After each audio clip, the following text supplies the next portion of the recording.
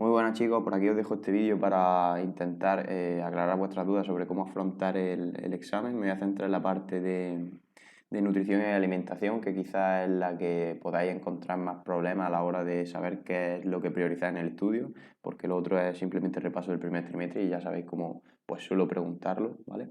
Aquí tenéis la fecha límite de entrega de las tareas, aunque ya la mayoría han expirado.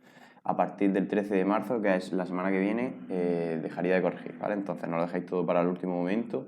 Y aquí os digo que os recuerdo que si tenéis una calificación desfavorable en alguna de las tareas, no abandonéis la tarea, sino que reenviarla bien hecha, ¿vale? Teniendo en cuenta la corrección que yo he hecho para poder subir esa nota, ¿vale? La evaluación no es ningún castigo, ya sabéis, sino que estamos aquí para aprender. Vamos allá. Vamos a ver qué es lo que tenemos que tener en cuenta para encarar el examen. Aquí tenéis todo lo importante a la hora de estudiar, ¿de acuerdo? Este es el guión, ¿vale? El archivo que tenemos que tener como guía a la hora de encarar el estudio, ¿vale? Entonces, en la unidad 1 tenemos principios del entrenamiento, ya sabéis cómo lo pregunto, ¿de acuerdo? Te puedo poner, por ejemplo, ¿por qué Juan tiene que entrenar diferente a Pepe? Porque tiene características diferentes, ¿vale? Son personas diferentes y por tanto el entrenamiento y su objetivo pues difieren. Esto está relacionado con el principio de individualidad, pues así con el resto de principios, ¿vale? No voy a ahondar mucho en lo que ya hemos tratado en el trimestre anterior, sino que me voy a centrar en nutrición y alimentación, ¿vale? Los sistemas de entrenamiento, diferencia entre continuo y fraccionado, ya sabéis que los fraccionados presentan tiempo de descanso, mientras que los continuos no hay descanso entre el tiempo de trabajo. Lo tenéis toda la información en vuestro libro. Concepto de fuerza y los tipos de fuerza, ya sabéis que está fuerza de resistencia, fuerza máxima y fuerza explosiva. El cuadro de masa de aceleración nos puede ayudar a comprenderlo aún mejor y tened en cuenta que también me gusta preguntar por ejemplo o daros yo el ejemplo. Por tanto, tenéis que saber aplicar aquello que estudiáis y aquello que memorizáis, que no todo es memoria, sino comprender, que al final es lo que nos interesa, ¿vale? Tipo de contracción muscular. Los tipos de contracción muscular ya sabéis que son concéntrica, excéntrica e isométrica. Isométrica cuando no hay movimiento, excéntrica cuando el músculo se elonga, aguanto la bajada, por así decirlo, y la concéntrica es cuando venzo a la gravedad, supero esa resistencia, ¿vale? Como ya sabéis, lo de la gravedad no siempre así, sobre todo cuando incluyo polea, pero yo los ejemplos que os voy a poner a vosotros son más sencillitos que eso y no voy a incluir la polea a la hora de identificar los tipos de contracción, al menos de momento, ¿de acuerdo? Muy bien. Seguimos, factores que condicionan la fuerza. Ahí hay poco que explicar, hay una serie de factores que van a determinar el nivel de fuerza que soy capaz de desarrollar, lo tenéis en vuestra página 18. Saber identificar entre tren superior, tren inferior y core, yo creo que es de las cosas más fáciles que hay aquí, ¿vale? Apuntes, vamos con los apuntes, esto sería la información que tenéis en vuestro libro y los apuntes, las cosas más importantes que tenéis que tener en cuenta, ¿vale? Pues lo básico de calentamiento y demás, eso lo lleváis dando desde primero de la ESO, así que eso, echarle un vistazo y bueno, simplemente repasarlo. Consideración a tener en cuenta en el entrenamiento de fuerza, esto es importante, chicos, esto es el cuadro este que tenemos aquí, esta infografía, ¿de acuerdo? Esto es importante que os lo sepáis. ¿Qué es lo importante? Pues evidentemente, chicos, no me vayáis a poner los 6 puntos sin justificármelo. ¿Por qué? Porque si me pones tipos de ejercicio y no me especificas qué tipo de ejercicio, pues no tiene sentido, ¿vale? Ejercicios multiarticulares y globales, ¿de acuerdo? Beneficio del entrenamiento de la fuerza, también lo tenéis por aquí, ¿ok? Estos son. Aquí hay poco que explicar. La resistencia, saber diferenciar entre resistencia aeróbica y resistencia anaeróbica, así como poner ejemplos o identificar ejemplos. Los movimientos anatómicos, también lo tenéis en los apuntes. Esto lo hemos repasado en clase, en la clase práctica teórica que tuvimos, ¿vale? Principalmente los movimientos son flexión, extensión, abducción y abducción. Aquí lo tenéis descrito, pero yo lo que voy a pediros es que lo sepáis aplicar. Si yo pongo un movimiento, por ejemplo, desde esta posición 1 hasta esta posición 2, se produce una abducción con B. Desde esta posición 2 hasta esta posición 1 se produce una abducción sin esa B, ¿de acuerdo? Pues eso es como lo voy a preguntar, tal y como lo pregunté en el primer trimestre. Y vamos ahora con la alimentación, nutrición, ¿de acuerdo? Que sé que muchas veces agobiáis por el número de páginas, pero no hay que agobiarse, hay que entender las cosas y saber aplicarlas. Aclarando conceptos, esto es importante, ¿de acuerdo? Que sepáis discernir, diferenciar entre el concepto de alimentación y el concepto de nutrición. Aquí tenéis un cuadro que os puede ayudar a comprender esas diferencias, ¿de acuerdo? Los nutrientes. No os voy a preguntar la clasificación de los nutrientes, pero bueno, yo creo que es interesante que sepáis que se clasifican según su importancia, según la cantidad y en función de su función, valga la redundancia.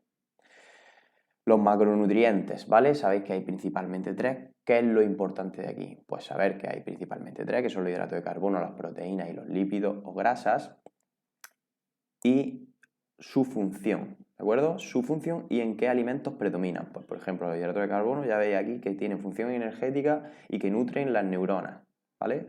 ¿Dónde podemos encontrarlo? Esto es importante, chicos. ¿Cómo lo voy a preguntar? Si yo, por ejemplo, te pongo arroz, tú tienes que saber que en el arroz predomina los hidratos de carbono, ¿vale? Y además de eso, saber clasificarlo en las tres categorías que hemos tratado, que ahora lo veremos más adelante, ¿vale? Pues entonces, de cada macronutriente, función y dónde podemos encontrarlo. Proteína igual, función estructural, ¿de acuerdo? Contráctil de movimiento, enzimática, inmunológica, entre otras, pero principalmente estructural y contráctil. Contractilidad que tiene que ver con la contracción muscular y estructural con la propia estructura morfológica de los músculos, ¿vale? Forma la estructura muscular. ¿Dónde predomina? Pues ya sabéis que ejemplos claros son la carne y el pescado, además de los huevos, almendras, aunque los frutos secos a nivel nutricional también tiene otro tipo de macronutrientes, pero bueno, que sepa, yo voy a poner ejemplos fáciles, o que yo creo que al menos son fáciles, pero bueno, que sepáis que lo importante son saber su función y dónde predomina o dónde lo podemos encontrar. Con las grasas igual, función energética y de reserva y protección, ¿vale? ¿Y dónde lo podemos encontrar? Pues en función de eso son más saludables o menos saludables, porque sabéis que no todas las grasas son iguales, pues las podemos encontrar en un tipo de alimento u otro. Por ejemplo, un ejemplo de grasas saludables sería el aguacate, que lo tenéis aquí, o el aceite de oliva virgen extra. También podemos encontrar en chuchería y en productos procesados grasas hidrogenadas, que son las que debemos evitar, ¿de acuerdo? Ok. Dentro de los micronutrientes, ¿qué es lo que tenéis que saber? Que principalmente son los minerales y las vitaminas, ¿vale? De los minerales, estos que os he señalado aquí en negrita, pues saberos qué alimentos son ricos en ese tipo de minerales, que aquí lo tenéis ejemplificado en algunas imágenes. Tenéis que saber qué son las vitaminas, ¿vale? Aquí lo tenéis todo bien descrito. También que sepáis que que no nos aportan energía al organismo, por tanto no nos vamos a exceder en el balance energético por mucho consumo de vitamina que tengamos, y ya sabéis que la vitamina, uno de los productos donde más predomina son las frutas y las verduras, que como ya hemos dicho en clase deberían ser la base de nuestra alimentación, ¿de acuerdo? Aquí tenéis el agua, que el agua yo creo que las funciones del agua las lleváis dando también el primero de la ESO. Esto es simplemente repasar, mirar, pues bueno, transporte de sustancias, eliminación de desechos. Yo creo que aquí hay poquito que explicar, ¿vale? ¿Cómo funciona el aparato digestivo? Evidentemente no os voy a pedir que lo describáis, pero bueno, aquí tenéis un pequeño esquema para que lo consultéis, porque yo creo que es interesante saber qué es lo que hace nuestro cuerpo con lo que ingerimos. Aquí tenéis las principales enfermedades asociadas a una mala alimentación. Yo creo que por sentido común la podéis asociar, ¿vale? La obesidad, colesterol alto, ya sabéis que no es lo mismo el HDL que el LDL, el colesterol llamado comúnmente como malo o bueno, pero bueno, sabed que un exceso de azúcar en la ingesta y de grasa produce que nuestras arterias pues queden obstruidas por un colesterol alto. Hipertensión arterial, no aumenta la tensión arterial, que está también relacionado, todas realmente están relacionadas entre sí. Aumenta también la probabilidad de padecer diabetes, esto está asociado a un consumo excesivo de azúcar, enfermedades del corazón, cardiovasculares y enfermedades como el cáncer de diferentes tipos, que esto ya sabéis que lo hemos tratado en clase. Pues bueno, sabéis cuáles son las principales enfermedades asociadas a una mala alimentación o nutrición. De aquí de las calorías, Ya sabéis que esto es la energía que nos aporta cada alimento, ¿de acuerdo? Tenéis que conocer qué es el balance energético, aunque ya sabéis que no es tan importante a la hora de establecer nuestro hábito alimenticio, el contar calorías, os lo pongo por aquí, salvo que tengamos un objetivo concreto de pérdida de peso en un tiempo concreto o llegar a un peso para una determinada competición como pueden ser los deportes de contacto.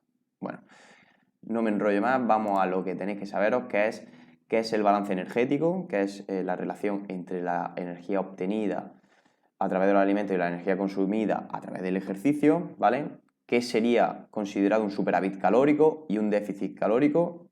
Pues un superávit es en el momento en el que las calorías de la ingesta superan a las que yo gasto y un déficit calórico al revés, ¿vale? Lo tenéis aquí ejemplificado. Aquí ya os he dicho que si debo contar calorías o no y la respuesta como casi todo en la vida es depende, aunque ya os digo yo que de forma habitual pues no va a ser necesario.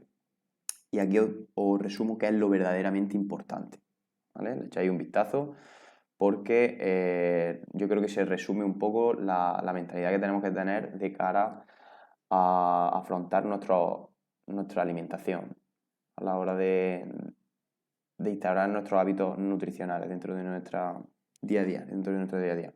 Aquí os dejo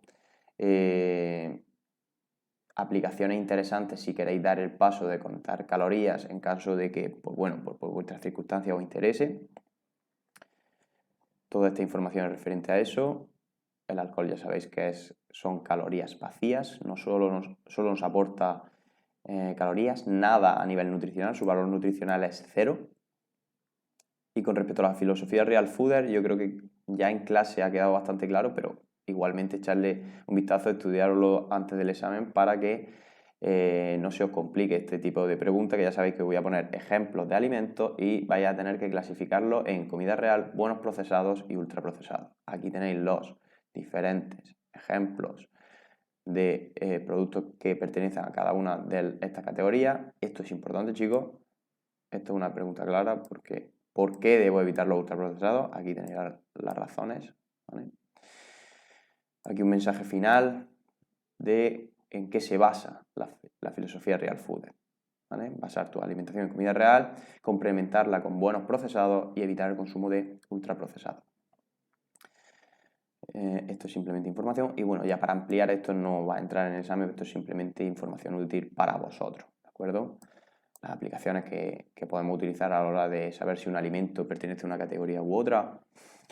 Esta aplicación es bastante recomendable por los expertos y esta quizás sería la menos recomendada por los expertos. También lo pongo aquí. Cada uno que haga uso de la que le venga bien o la que él crea, pero ya os digo, mi recomendación es que utilicéis, si vuestro smartphone os lo permite, estas dos, My Real Food App y el Coco. Y bueno, esto ya lo hemos comentado mucho en clase, además vuestro trabajo de exposición han tratado también sobre esto, sobre que la pirámide alimenticia se aleja mucho de lo que deberían ser las recomendaciones del consumo de alimentos, ¿vale? No tiene sentido que el arroz y la pasta se prioricen antes que la fruta y la verdura. Por eso actualmente hay propuestas mucho más cercanas a lo que debería ser la realidad de las recomendaciones alimenticias, ¿de acuerdo? Como la propuesta del plato de Harvard. Y nada, chicos, simplemente espero que esto sirva pues, para aprender, para interiorizar conocimiento, que es el objetivo final, y ya está. No os pongáis nerviosos, si tenéis alguna duda, ya sabéis que me podéis contactar en el correo, por Moodle, por donde vosotros veáis. Mucha suerte, chicos. Un saludo.